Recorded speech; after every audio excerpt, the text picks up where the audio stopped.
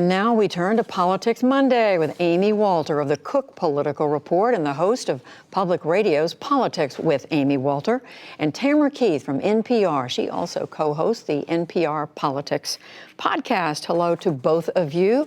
There's so much going on. I do not know where to begin, but why don't we start, Tam, with Senator Booker and what he had to say about impeachment, about his own campaign. What did you hear? Well, I heard him not taking an opportunity to try to go after Joe Biden and not taking an opportunity to try to go after Elizabeth Warren. He is really taking the position in this race as he is trying to stay in it and work his way up. He is taking a position of not attacking other Democrats.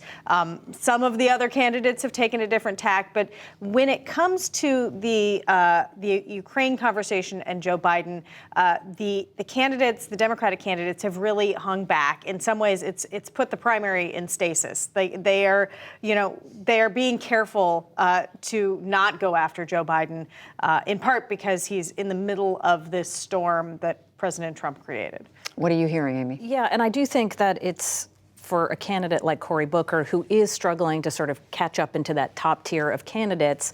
All the focus on impeachment just sucks all the oxygen and attention away. It was hard enough to break through even before this story. Right. Now it's Nancy Pelosi, Donald Trump's administration that are going to be the center of the universe. It's not going to be as much, even on Elizabeth Warren. And even so, if you are Elizabeth Warren and you were getting a great deal of attention up until now, you also are going to have trouble breaking through all of this. I did think it was interesting, to your point, Judy, of trying to get him to contrast himself. There's one candidate in that lower tier of candidates who is actively trying to contrast himself, and that's Mayor Pete Buttigieg, who's basically saying, I'm that bridge between the old, which is Joe Biden, and the old way of doing things, and what he would say would be the too far left candidates like Warren and Sanders. I can be that middle candidate, that person who's young enough, different enough, but not too far to the left. The categorizing her right on the left. So let's turn to the elephant in the room, Tam, and that is impeachment. The Democrats are going out with the subpoenas of Rudy Giuliani. These stories are breaking from one news organization to another.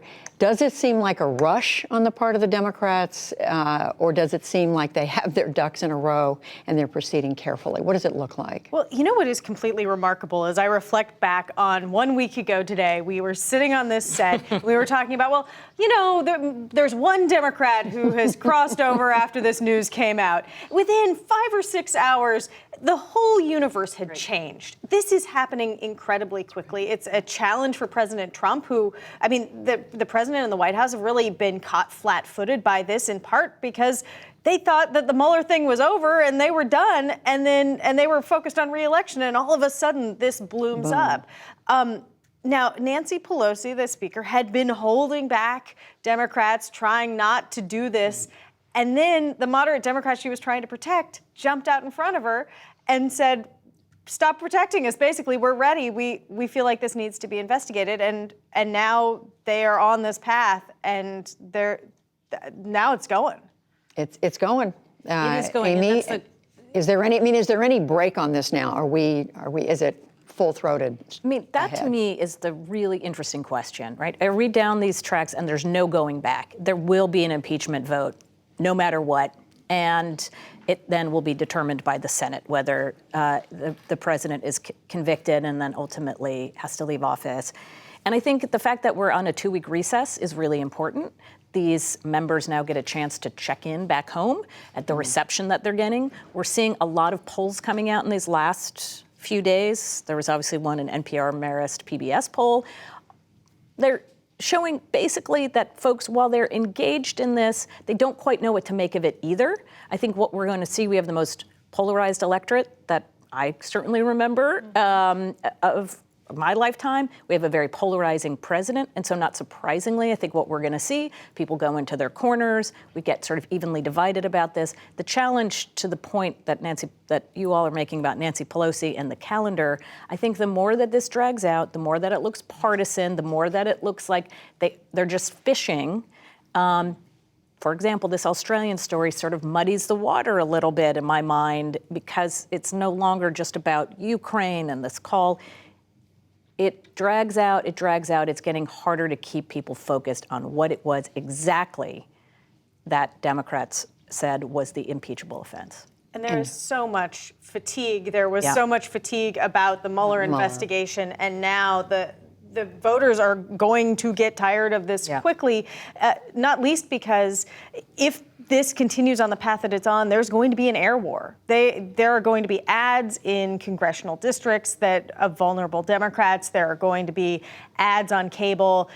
This is going to be fought out both in paid media and free media, and it's going to be a lot. But you're saying even if the Democrats move quickly with whatever ammunition, information they have, you're saying there's a real risk if they can't get voters engaged and on board. Yeah, certainly, and because this moved, in the course of a week so dramatically, I think it's hard for these polls to fully pick up, and it's hard for people to register this just yet because it just happened so quickly. If you miss a couple days, you've missed numerous developments. And a couple of, among Republicans, it looks like the number barely moved. It moved just slightly, but within. But within Democrats, they're more unified, and then, surprise, surprise, independents will be divided up. But just very quickly, issues that get forgotten in all this, whether it's guns or anything else that the Democrats have been talking about. It's not exactly like Congress and the White House have been on a breakneck pace in passing significant legislation, so I don't know that voters are going to say, boy, they were just on the cusp of doing something.